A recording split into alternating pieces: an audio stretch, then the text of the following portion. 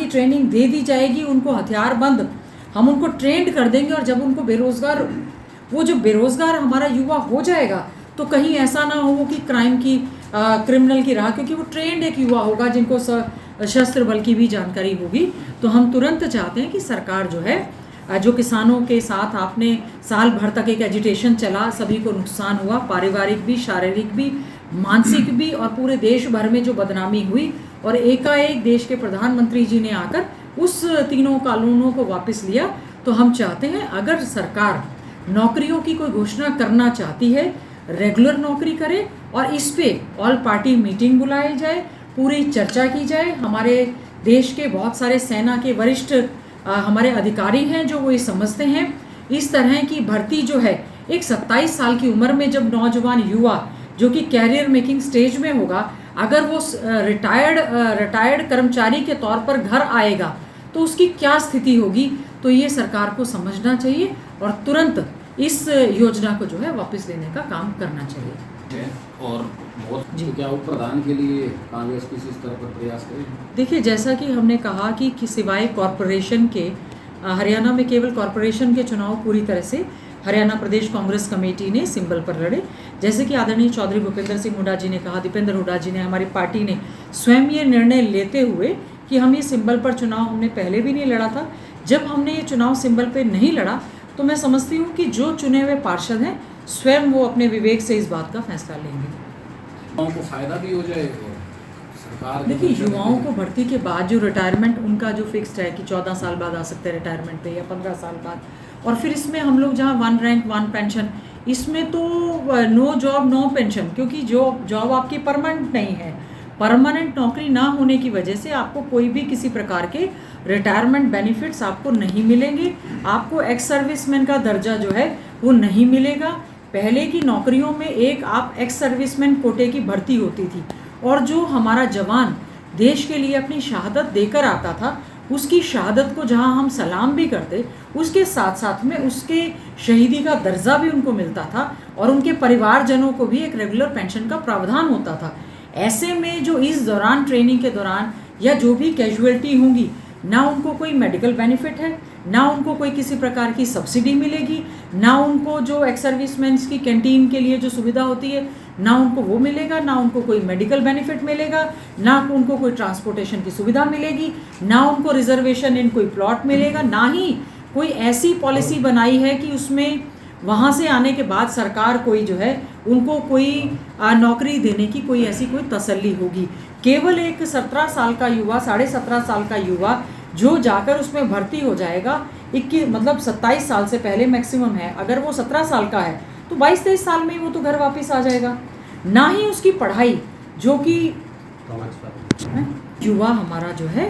अपनी आगे का जो उसका पढ़ाई लिखाई है, उसका और कैरियर है, यही कारण है इस तरह की सरकार की, केंद्र सरकार की और राज्य सरकार की नीतियों की वजह से आज ब्रेन ड्रेन हो रहा है। इसी नीतियों की वजह से हमारा पढ़ा लिखा युवा देश छोड़कर जा रहा है। यही कारण है कि आज हमारे यहाँ पर लॉ एंड ऑर्डर की स्थिति जो है वो बद से बदतर होती जा रही है। हम इसीलिए चाहते हैं सरकार इस स्कीम पर दोबारा से रिव्यू करे और सभी की सलाह से ही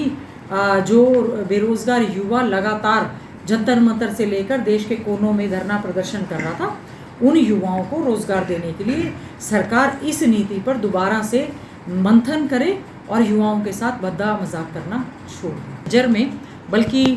डिप्टी चीफ मिनिस्टर के एरिया में बीजेपी ही हारी, ज़्यादातर मंत्रियों के एरिया में जो है भारतीय जनता पार्टी का सिंबल होने के बाद वो लोग हारे हैं। ज़्यादातर सीटों पे बीजेपी के, और झज्जर की अगर मैं बात करूँ, ज़्यादातर सिंबल के भारतीय जनता पार्टी के प्रत्याशी जो पार्षद थे वो चुनाव हारे हैं। सारा का सारा इलेक्शन कमीशन के द्वारा फाइनल रिजल्ट जो है वेबसाइट पर है। सरकार को जो है भारतीय जनता पार्टी की और जेजेपी की सरकार को शहर के लोगों ने पूरी तरह से नकारने का काम किया है। और कांग्रेस पार्टी ने, क्योंकि ये चुनाव सिंबल पर नहीं लड़ा, बहुत सारे हमारे इंडिपेंडेंट साथी हैं जो चुनाव जीत कर आए हैं, उनको बधाई देते हैं, लेकिन हम सरकार से ये उम्मीद करते हैं जहाँ पर उनको लगता है कि फूल खिला है, खासतौर से हमारे क्षेत्रों में उनको जहाँ लगता है, तो सरकार भेदभाव न करके हमारे लंबित जो पड़े हुए कार्य हैं उनको करवाने का काम करें। और युवाओं की आवाज़ में आवाज़ को मिलाते हुए इस योजना को हम चाहते हैं, हम देश के प्रधानमंत्री जी से, देश के डिफेंस मिनिस्टर से हाथ जोड़कर करबद्ध प्रार्थना करना चाहते हैं कि पहले आपने देश के किसानों के साथ 3 काले कृषि कानून लेकर किसानों का मजाक उड़ाने का काम किया। 3 काले कृषि कानूनों को लेकर हमारा किसान जो है देश भर में, विशेष तौर से देश की राजधानी दिल्ली के चारों ओर धरना प्रदर्शन करता रहा। 700 से ज़्यादा किसानों ने अपनी शहादत दे दी। आज उसी किसान का बेटा, अगर हमारा एक गरीब का बेटा या हमारा एक युवा साथी देश सेवा में जाना चाहता है तो जवानों के साथ इस तरह का भद्दा मजाक ना वो करें। जय जवान और जय किसान का नारा लाल बहादुर शास्त्री जी ने दिया था, तभी से हमारे लिए किसान भी उतना, अन्नदाता उतना महत्वपूर्ण है, उतना ही महत्वपूर्ण हमारे लिए हमारा जवान है जो देश सेवा करना चाहता है। तो हम सरकार से ये अपील करते हैं कि आप, क्योंकि रिटायरमेंट उसको बेनिफिट नहीं मिलेंगे, कोई पेंशन नहीं मिलेगी, उसकी कोई जॉब सिक्योरिटी नहीं है, उस समय उसको घर परिवार बसाने की एक जिम्मेवारी है। आगे उसका क्या भविष्य में होगा, भविष्य अंधकार में युवाओं को नज़र आता है। उसी के चलते देश की बहुत ही कीमती संपत्ति को भी हमारे युवाओं ने नुकसान पहुंचाने का जो कार्य किया है। तो मैं हमारे देश के, प्रदेश के युवाओं से करबद्ध प्रार्थना करना चाहती हूं कि वो शांतिपूर्ण ढंग से इस स्कीम के तहत जो उनकी आवाज़ है उसको उठाएं। कांग्रेस पार्टी मजबूती से उनके साथ हैं। न देश के किसानों के साथ जो हुआ, हम चाहते हैं देश के प्रधानमंत्री जी इसमें आह्वान करें और इस योजना को अतिशीघ्र वापस लेकर हमारे नौजवान साथियों को अच्छे रोजगार साधन देने की वो बात करें। 2 करोड़ रोजगार के साधन आपने कहा था, कहाँ केवल और केवल सेना को भी कॉन्ट्रैक्ट पे भर्ती करके हमारे जो सेना में जाना चाहते हैं, जो देश सेवा करना चाहते हैं, देश की आज सीमाओं पर जो एक खतरा बढ़ा हुआ है, हमें रेगुलर सैनिकों की आवश्यकता है, ना कि कॉन्ट्रैक्ट बेसिस पर। तारीख को रिजल्ट आए हैं जी,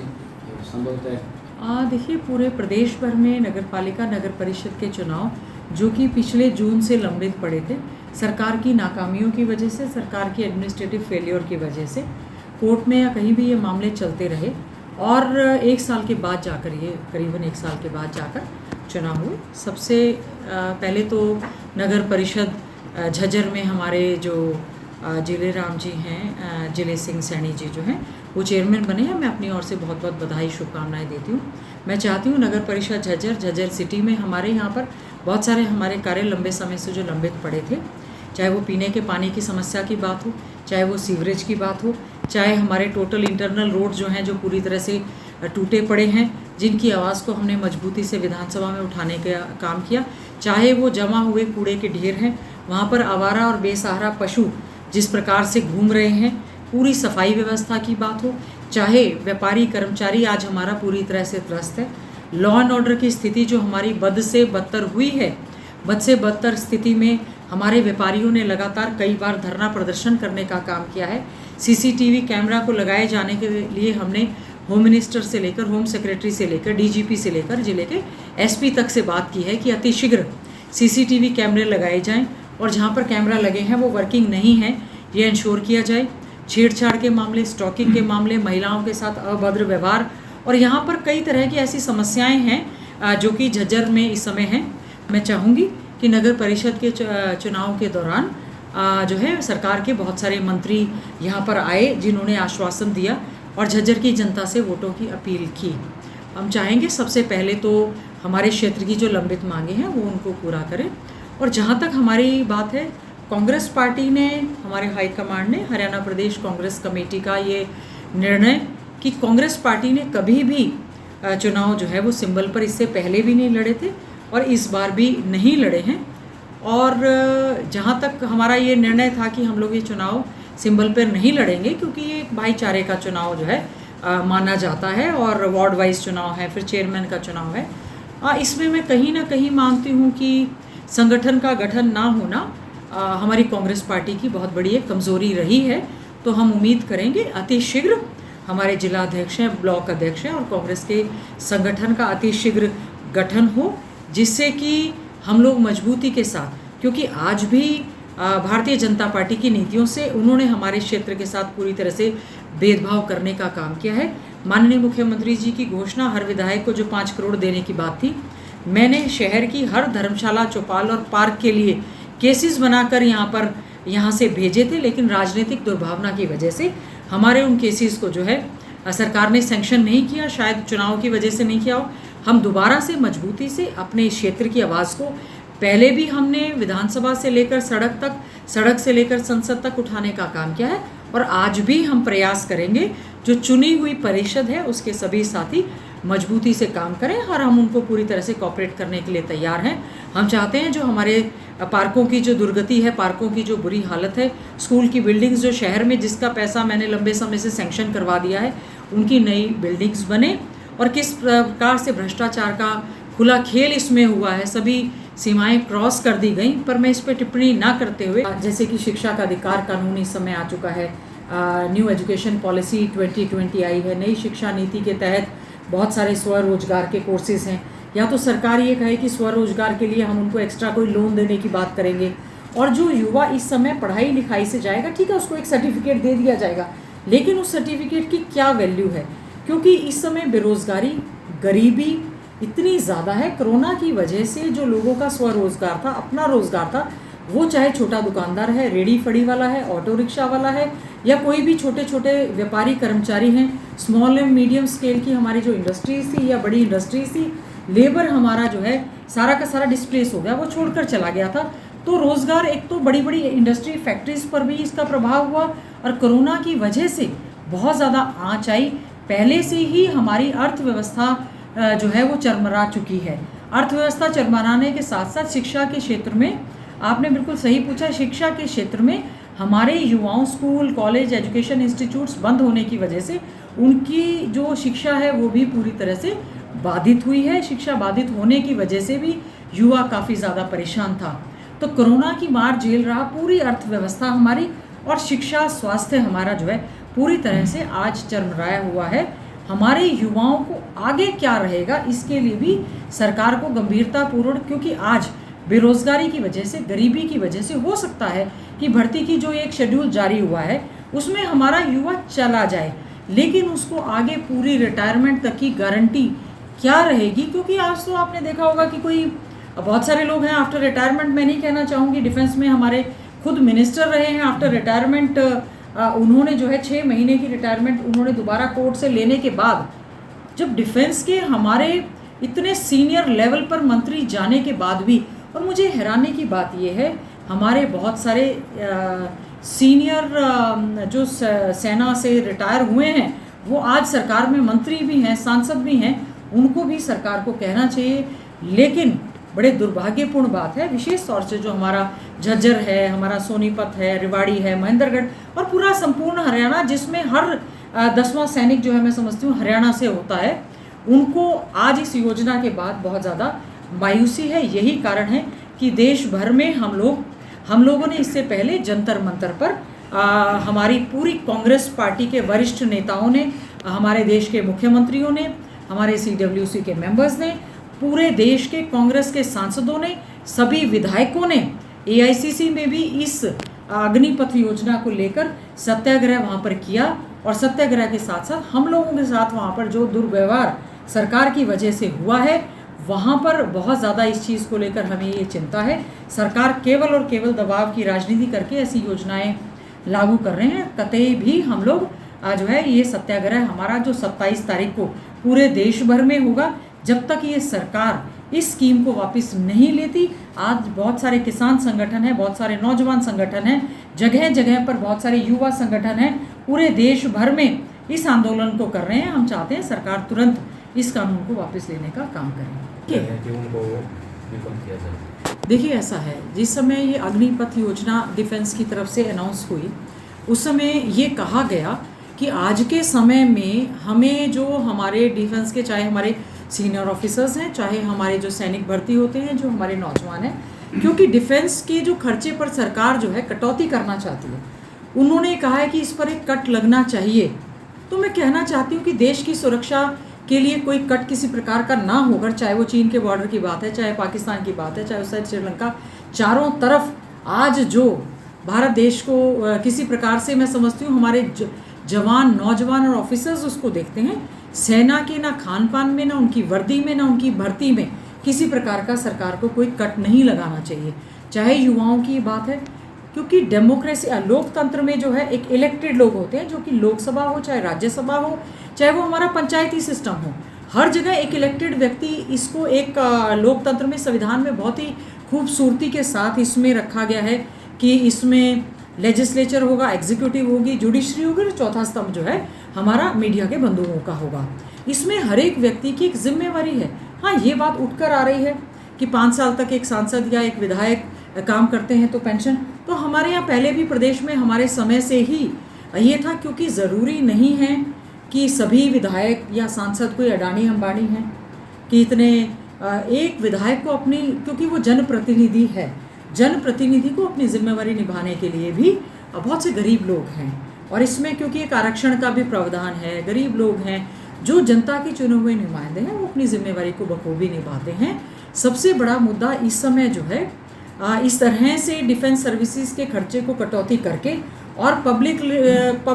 पब्लिसिटी में ज़्यादा पैसा जो खर्च किया जा रहा है, युवाओं के साथ जो भद्दा मजाक किया जा रहा है, कोरोना की आड़ में जो घोटाले घपले किए जा रहे हैं, जिनके लिए बार बार एसआईटी का गठन किया जा रहा है, पेपर लीक किए जा रहे हैं, पेपर की भर्ती करने के बाद उसको भर्तियों को कैंसिल किया जा रहा है। बहुत सारी भर्तियां ऐसी हैं जिनके रिजल्ट आज घोषित होने चाहिए थे, वो घोषित नहीं हो पा रहे हैं। एससीएस के एग्ज़ाम्स की बार बार डेट रख के वो पोस्टपोन की जा रही है। जुडिशरी के पेपर्स नहीं सिरे चढ़ पा रहे हैं। बहुत सारी भर्तियां हैं जो कि कोर्ट के दायरे में इस समय उलझी हुई हैं। सरकार ने कहा था कि लाखों युवाओं को हम रोज़गार देने का काम करेंगे, और आज यहाँ युवाओं को रोज़गार देने की बजाय सरकार सक्षम योजना लेकर आ रही है, जिसमें एक एमएससी, बीकॉम, बीएससी बच्चा या बहुत पीएचडी तक के बच्चों को केवल 7,000 से लेकर 8,000 आप देने का काम कर रहे हैं, जो ऑलरेडी डीसी रेट पर या अडॉक पर हमारी भर्तियां हो चुकी थी,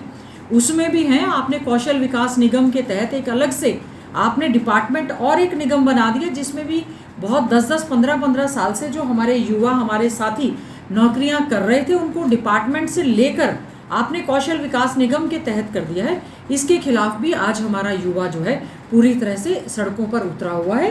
तो हमारी कांग्रेस पार्टी, जहां युवाओं ने हमेशा बेरोजगारी भत्ते की मांग की है, यहाँ पर जहाँ पर युवाओं ने जब रेगुलर सरकार की एक जिम्मेवारी है, हमारा देश जो है एक वेलफेयर स्टेट है, वेलफेयर कंट्री है हमारा, हमें जो है धर्मनिरपेक्ष इस देश में हमने युवाओं को